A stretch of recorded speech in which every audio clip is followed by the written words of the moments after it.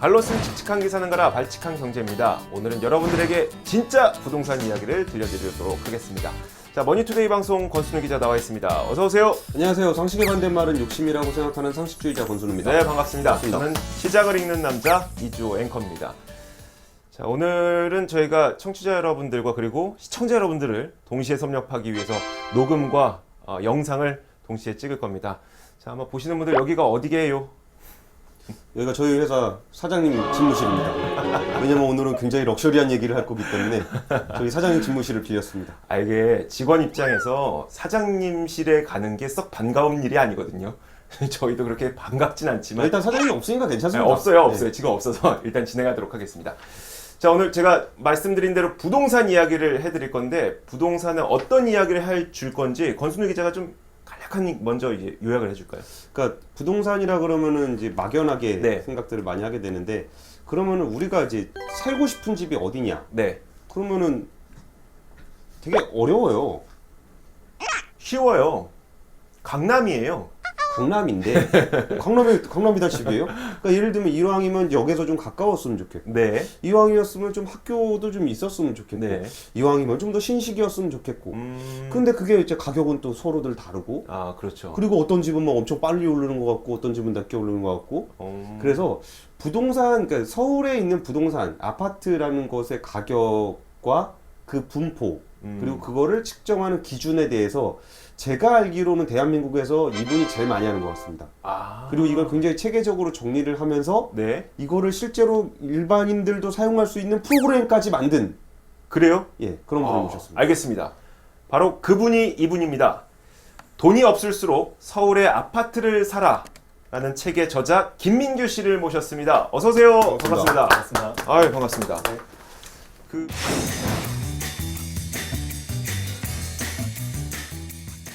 일단 제목이 재수 없군요.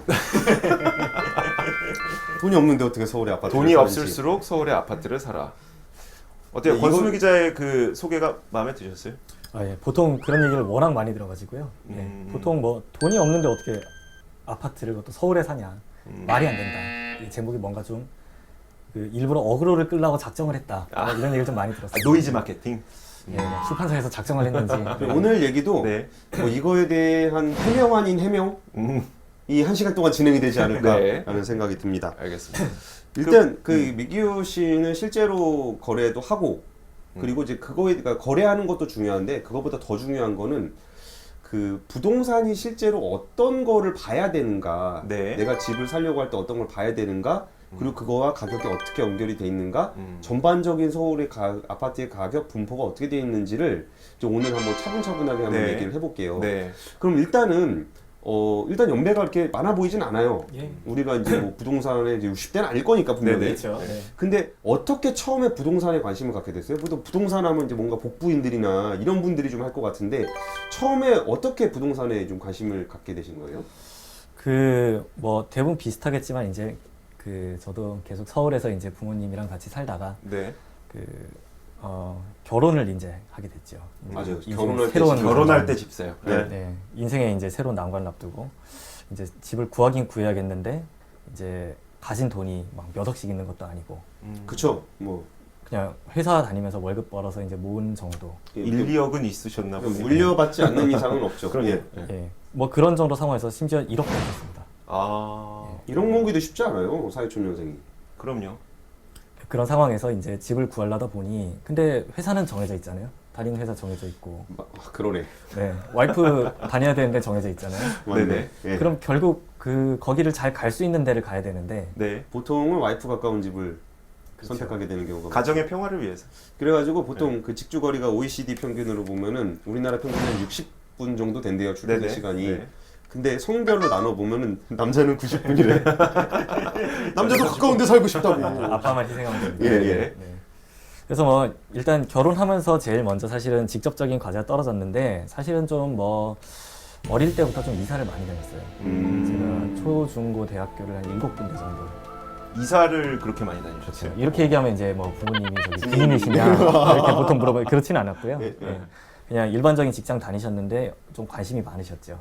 아, 부모님도 원래 네. 부동산에 관심 많으셨죠. 음. 그래서 여기저기 이제 이사 다니시면서 왜 신도시도 살아보고 상위에도 살아보고 네. 예. 뭐 저기 그 서울에도 살아보고 음. 뭐 저기 광역시나 뭐 경기도도 살아보고 여러 군데를 좀 살았습니다. 그러면서 이제 이사를 자꾸 다니다 보니까 또 이제 어릴 때부터 좀 생긴 어떤 뭐랄까요 눈치랄까 습관이랄까 그런 게 있잖아요. 그냥 서당계 3년에 그냥 그 정도. 뭐 그렇게 얘기하면 이제 좀 뭐 어떨지 모르겠지만 그래서 이제 어릴 때부터 약간 그래서 원래 좀 관심은 있었는데 그걸 이제 본격적으로 제가 정말 덤벼야 될 시점이 결혼을 하면서 와버린 거죠.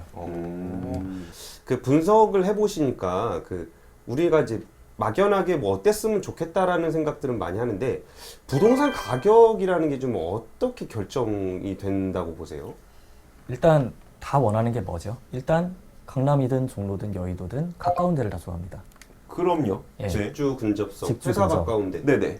그리고 또 뭘 좋아하죠? 그 전철 환승 안 하고 전철 역세권에서 한 번에 타고 가면 한 번에 제일 타고 좋아하는 가는 거. 거. 네네네. 그거 물론 뭐 좋아하죠. 걸어가면 좋겠는데 네. 사실 뭐 맞아. 걸어가는 역세- 정도까지는 뭐 지하철역까지 5분 거리, 뭐 우사인 볼트급으로 해서 어쨌든 가까우면 좋죠. 가까우면 네, 좋죠. 네. 그리고 환승 안 하면 좋고요. 환승 안 하면 근데 좋죠. 마을버스 타고 가면 조금 싫죠. 예. 전철역까지. 그리고 또 뭐가 있죠? 산에 있는 것보다는 평지에 있는 게 당연히 좋겠죠. 아, 아, 그렇죠. 우리가 중요해요. 구릉지라고 얘기하잖아요. 네. 그러니까 저희 집도 이렇게 저희 집까지는 평지인데 그 어린이집을 그 옆에 단지를 갔었는데 이게 언덕길이 있었어요. 네. 그러면 유모차 타고 이렇게 애 끌고 올라가면 올라가기도 힘들고 와이프 얘기가 이제 놓치면 끝이다. 아, 그 큰일 납니다. 사고 납니다, 진짜. 그리고 와이프 옛날에 살던 집은 진짜 산에 있었거든요. 눈 오면 못 올라가요. 제가 봉천동 살았었거든요. 거기는 그 워낙 구릉지다 보니까 눈 오면 길을 폐쇄합니다. 아, 그럼 길을 폐쇄해요. 알겠습니다. 그러니까 사고가 나요. 아예. 예. 언덕이면 안 된다. 예. 언덕이면 안 또- 좋고. 그리고 또 학군 좋다는데 사람들이 다 좋아하잖아요. 그럼요. 좋죠. 네. 학교 좋은 학교 있는 거 중요하죠. 네. 일단 안 좋은 학교 있는 것보단 좋은 학교 있는 게 좋겠죠. 네네. 그리고 또 뭐 백화점 가까우면 좋고 병원 가까우면 특히 애들 키우는 입장에서는 예. 그럼요. 밤에 한 번씩 왜 응급실을 들춰고 갈 때가 아, 그럼요. 있잖아요. 네네. 예. 그런 것도 좀 생각이 되고 그러면 사실은 정해져 있어요. 입지. 근데 입지라는 거는 그게 다 좋으면 네. 다 좋으면 그냥 좋은 거잖아요. 네. 그럼 그냥 그런 데를 사면 되겠죠. 그럼 비싸잖아요. 네, 비싸죠. 그러면 그냥 우리 생각하는 그 강남에 제일 네. 좋은 아파트 가서 사면 되는데 네. 아, 편하구나. 고민할 필요가 없네. 없죠. 네. 근데 왜 고민할 고민이 필요는 시작이 없는데 돈이 되죠? 없다는 거지. 그럼요. 예, 예. 그러니까 우리가 대부분 다 뭔가 하면 아 그래 그 역세권 바로 앞 아니라도 5분 정도 걸어가는 건 괜찮아. 아, 절충점을 찾죠. 네. 내지는 뭐 학교 아직까지는 조금 몇 년 있다 이사 가도 괜찮아. 네네. 내지는 요 정도 언덕은 내가 아직 건강해. 그리고 저기 안이면 좋은데. 네네. 레미안 예. 상관없습니다. 근데 2000세대 넘는 이런 대단지면 좋은데 한 700세대도 대단지, 괜찮을 대단지도 거야. 좀 중요하죠. 어, 예. 네네. 근데 한 500세대도 괜찮아. 뭐 이럴 수 있잖아요. 네네. 예. 그래서 사실 우리는 그러면 내가 가진 돈이 어차피 이거니까 요 정도에서 내가 어떤 건 참을 수 있고 어떤 건 못 참을까를 사실 보고 사실 결정을 해요. 예, 예. 그래서 정말 그래도 못 참는 게 있을 수 있죠. 그거는 피하고 그럼 다른 조건을 좀 양보를 해가면서 그렇게 그 중간 어딘가에 사실 우리가 이제 그 선택을 하는 거잖아요. 사실 저는 이 말이 굉장히 와닿는 게 중간 어딘가. 주식 투자하시는 분들한테 그 주식 투자하시는 분들이 제일 많이 물어보는 게 무슨 주식 살까요? 사실 무슨 주식이냐고 물어보면 그냥 시가총액상위 그냥 200개 딱 사면 됩니다. 그게 제일 좋아요. 제일 좋은 그냥 코스피 200 그러니까요. 그냥 똑같지 않아요. 그거랑 똑같이 가장 좋은 부동산이 어디입니까? 하면 강남이 제일 낫죠. 그거 많은 데가 어디 있겠어요. 근데 가장 중요한 거는 그 기업이 이 정도의 가치를 갖고 있지만 가격은 이만큼이니 이 기업을 사기가 좀 뭐하고 뭐 이 기업은 이 정도의 가치를 갖고 있는데 이익을 이만큼 내고 있으니까 그 정도 가격 주고 사기는 조금 아까운 것 같고 그러면 그 사이에 있는 어디선가의 절충점을 찾아서 투자를 하게 되면 주식 투자를 굉장히 성공할 수 있다는 그런 얘기도 있거든요. 집도 마찬가지인 것 같아요. 가장 좋은 동네 가면 되죠. 돈이 없으니. 그러면 무엇을 양보할 것인가를 생각을 하면서 혹은 무엇은 꼭 챙겨야 되겠다는 걸 생각을 하면서 돈과 그 여건과의 절충점을 찾아가는 과정이 돈이 없어도 서울에서 집을 살 수 있는 방법인가 싶기도 하고요. 그러니까 저는 이 책 읽어봤는데 그 서울의 아파트를 사러 책에 보면은 그럼 아까 조건들을 이렇게 나열을 해주셨잖아요. 근데 그 조건이 되게 그 조건이라는 게 뭐 얼마나 있는지가 좀 감이 잘 안 왔었거든요. 네. 뭐 그럼 공기도 좋았으면 좋은 것도 있는지 뭐 여러 가지가 있잖아요. 맞아요. 햇빛 뜨는 것부터 네, 해갖고 뭐 되게 볼 게 많은데 그러면은 너무 볼 게 많으니까 뭔지 잘 모르고 넘어가는 경우가 많아요. 근데 네. 이 책에 보면은 이렇게 정리가 되어 있는 게 저는 참 좋았는데 이 책에는 지금 4가지 여건으로 나눠놨어요. 네. 그리고 교통 여건, 그게 지하철, 지하철, 뭐 역세권, 환승, 네, 환승. 그 소요 시간, 네네. 그리고 단지 여건. 그 아파트가 어떤 단지냐, 몇 년이 됐는지, 지형이 언덕인지, 뭐 그리고 이제 몇 세대가 있는지, 그리고 주차. 네. 주차 중요합니다, 은근히. 이거 굉장히 중요해요. 지상주차, 네. 지하주차 요새 다산 신도시에서 택배 안 받아준다고 뭐 했고 네. 다 싸놨더만. 맞아요. 예, 그건 뭐 여담이긴 네네. 하지만 그리고 생활 여건, 병원, 병원, 마트, 마트 그리고 네네. 학군, 학군까지. 그리고 좀 이렇게 뭐 좀 그렇게 얘기하기는 좀 그렇지만 이른바 유해 시설 아, 네네네. 그런 것들이 있고 나중에 마지막에 호재 그런 거를 그러니까 이 기준이 있었으면 좋겠는 게 저는 그 체크리스트가를 만들 수 있을 거라는 생각이 들었어요. 그러니까 내가 이제 집을 가는데 내가 중요하게 생각하는 게 이게 교통 여건인지 아니면 생활 여건인지 네네. 아니면 단지 여건인지의 체크리스트를 만든 다음에 내가 이렇게 표시를 하는 거야. 난 이거는 되고 이건 안 되고 이건 내가 참을 수 있어. 근데 이건 좀 힘들겠어. 네네. 다른 건 포기하지만 이거는 되겠어를 이렇게 딱 제가 체크할 수 있는 그 리스트로서 이렇게 정리가 되어 있는 게 참 좋았었어요. 그럼 그거 한번 정리해 볼까요? 사실 부동산 혹은 그러니까 아파트를 사고 싶은데 여기는 호재가 이게 있습니다. 뭐 여기는 뭐 대단지입니다. 여기는 공기가 맑습니다. 이런 얘기들 공인중개사에서 정말 많이 하거든요. 그러니까 권순유 기자 그대로 얘기했던 것처럼 너무나 막연하게 그 이야기들이 많이 흩어져 있어서 도대체 나는 그럼 집을 살 때 뭘 봐야 되는 거야?가 헷갈리거든요. 이걸 좀 카테고라이즈를 시켜보죠. 한번 그럼 이렇게 보면 어때요? 그러니까 말씀하신 그 네네. 카테고라이징을 지역으로 해보는 거야. 지역으로. 직주 근접성에 가까운 데하고 네. 그 연식이 오래된 거라 그럴까? 이러면은 이게 뭐 좀 떠오르는데 좀 있으세요? 근데 가격대가 좀 비슷하다거나. 한번 잘 생각해 보세요. 예를 들어서 같은 동네라고 해도 아파트 가격이 천차만별이잖아요. 그쵸? 네 맞아요. 예를 들어서 올해 입주한 아파트하고 30년 된 아파트하고 가격이 완전히 다르죠. 네. 다르죠. 근데- 저 당연히 올해 입주한 아파트 살고 싶으니까. 근데 올해 입주한 아파트인데 100세대짜리 산꼭대기예요. 근데 어, 30년 네. 된 거는 역 바로 앞에 있는 1000세대짜리 아파트예요. 어렵죠. 어렵죠. 이건 멀리 갈 것도 없네. 아, 어렵다. 이게 굉장히 어려워지거든요. 근데 네. 놀라운 사실은 뭔가 하면 사람들이 그거를 다 치밀하게 평가를 하고 가격을 매겨서 가격에 반영을 해놨어요. 어떤 얘기인가 하면 예를 들어서 마포가 있다고 치면 공덕동이 있고요. 도화동이 있고요. 네. 망원동이 있어요. 네. 그쵸. 머릿속에서 순서가 매겨지시나요? 저는 그 지역을 잘 공덕동, 모릅니다. 도화동, 망원동. 예, 저는 대충 그렇죠. 그래요. 일단 공덕동이 일단 뭔가 제일 좋아 좋아요. 보이잖아요. 네네. 그 다음에 도화동이면 약간 언덕이긴 하지만 그래도 뭐 아파트들이 이렇게 많이 있고. 근데 망원동 하면 이제 우리 산으로 장려관 가야죠. 생각나고. 네. 예. 약간 좀 망원동이 달라지잖아요. 어디냐면은 어디예요? 그 서울역 아니에요. 넘어가는 그쪽 아니에요? 아니요, 그 망원시장 있는데. 성산시장 성산시장 제가 다른 데 생각했다. 예. 성산시장 있는데 그쪽 예. 산 거기는- 올라가는데 거기. 거기는 예, 조금 아파트촌으로 이렇게 형성된 데는 아니잖아요. 예, 예. 네. 그러니까 이게 같은 마포구 안에서도 그게 좀 달라지고, 그 다음에 예를 들어서 그럼 어디를 얘기해 볼까요? 기름동이라고 한번 얘기를 해볼게요. 중요합니다. 왜냐면 내가 물어보려고 그랬는데 이따가 일단 왜냐면 제가 사는 동네이기 때문에. 예. 기름동에서 제일 좋은 데가 어디죠? 몇 단지죠? 거기에 역에 제일 가까운 단지가 아무래도 좋죠. 그렇죠. 뭐 6단지, 8단지 두 개 일단 제일 먼저 그러니까 사람들이 어떻게 생각하고요. 되겠냐면은 기름동은 이게 지하철역을 따라 내려가면은 네. 이게 그 시장길로 이렇게 올라가요. 한 3분 정도 올라가면 그 아파트가 6단지가 있고 8단지가 있어요. 네네. 그럼 6단지가 더 가까워요. 여기서. 가까우죠. 근데 8단지가 더 새 거예요. 아 그럼 지금은 어디가 더 비싸요? 그러니까 이게 되게 애매해요. 엇비슷하면서 그냥 서로 겨루잖아요. 네. 근데 8단지도 가만 보시면 아랫동이 있고 윗동이 있죠. 예, 맞아요. 이게 역 가까운 동네가 네. 있고 여기 경계선 같이 도로가 하나 있고 전 보러 온 것 같아. 맞아요. 돼 있고 그리고 또 이제 거기 한참 올라가는 그 네네. 위에가 또 있어요. 그러면 또 거기도 한 뭐 3, 4천만 원 차이라도 또 나잖아요. 그쵸? 근데 거기서 조금 더 올라가면 또 다른 단지들이 있는데 예, 예. 거기 연식도 조금 더 처지면서 더 멀어요.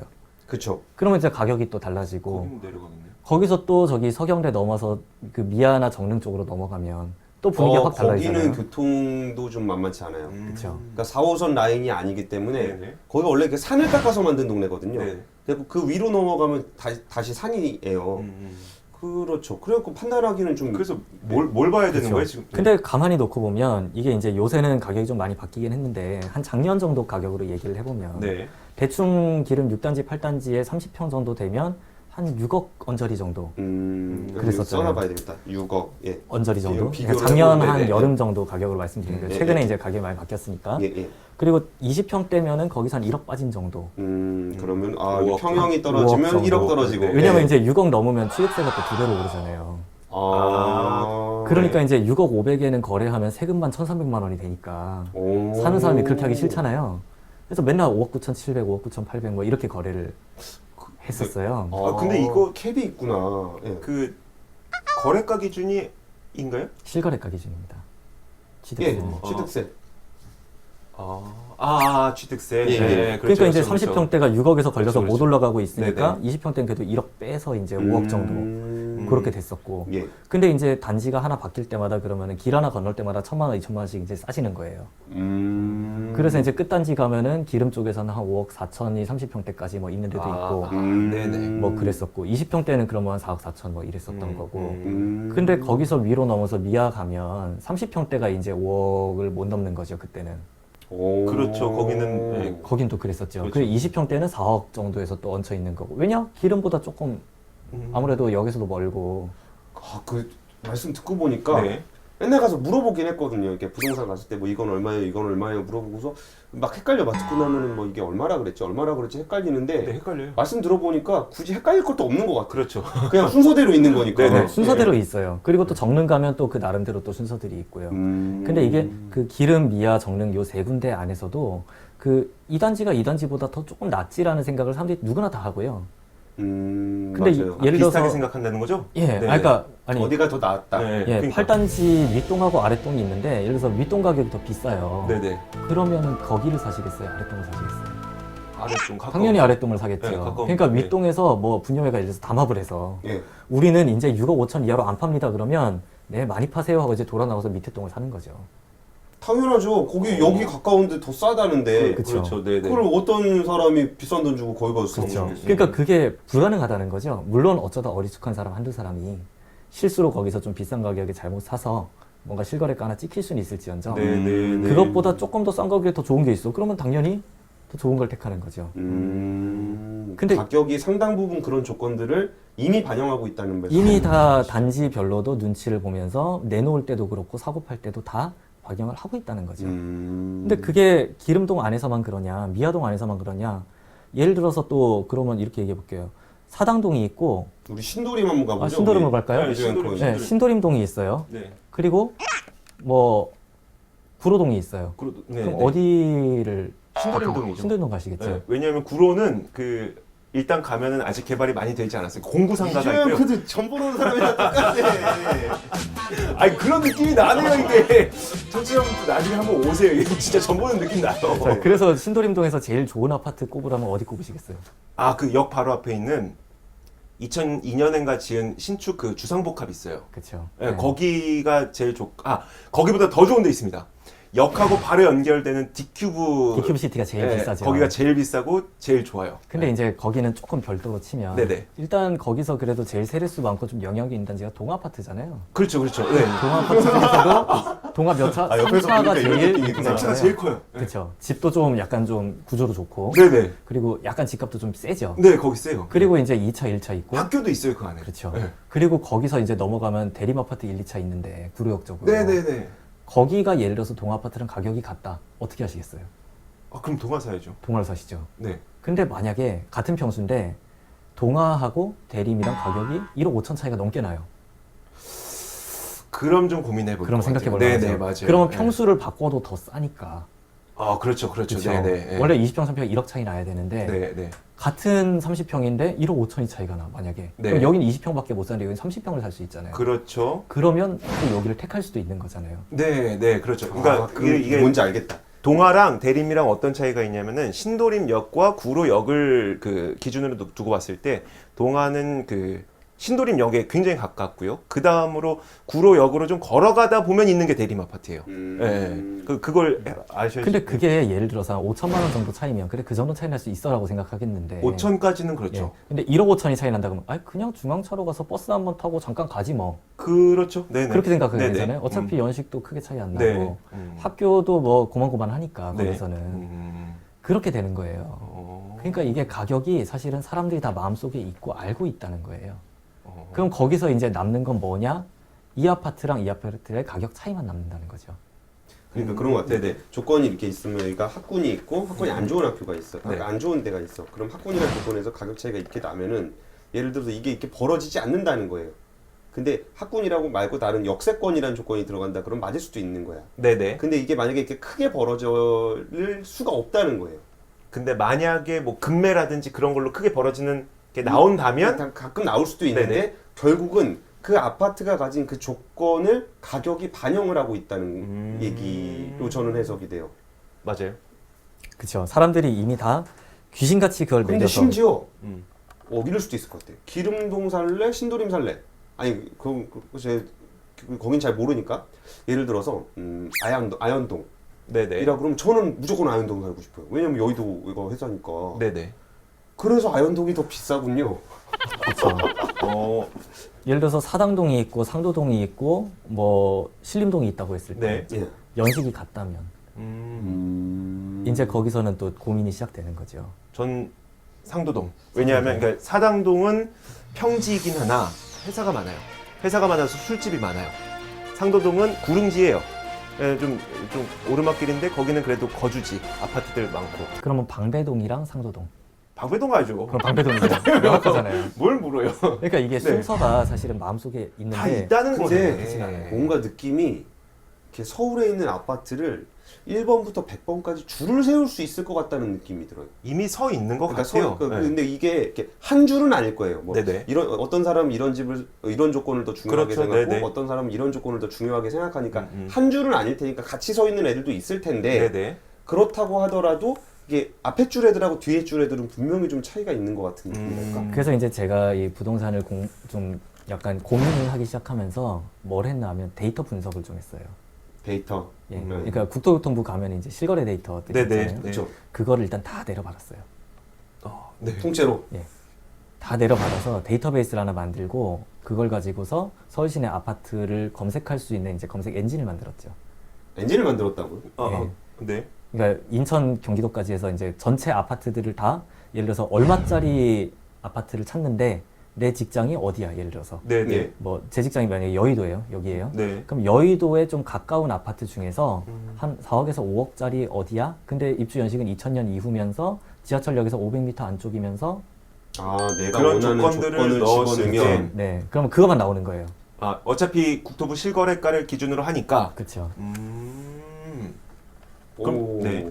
집을 살려는 사람 입장에서는 엄청나게 발품을 팔아야 되는 그런 일을 대신해 대신해 이게 주는 이제 고민이었던 게 예를 들어서 뭐 우리 네이버 뭐 다음 부동산 들어가 보면 제일 먼저 고르라고 하는 게 어느 동네에 가고 싶으세요를 고르라고 하거든요. 그쵸, 맞아요. 지도를 네, 보니까. 맞아요. 근데 그 아파트는 거기 무슨 아파트 얼마짜리인지 제가 몰라요. 맞아요. 네네. 그러면 동네를 찍다가 도대체 어딜 가야 있는 거야 하다가 사실 얘기가 끝나거든요. 네. 네. 근데 사실 우리가 집을 선택하는 조건은 그런 게 아니거든요. 내 직장 어딘데 난 돈이 얼마야. 근데 몇 평짜리는 됐으면 좋겠어.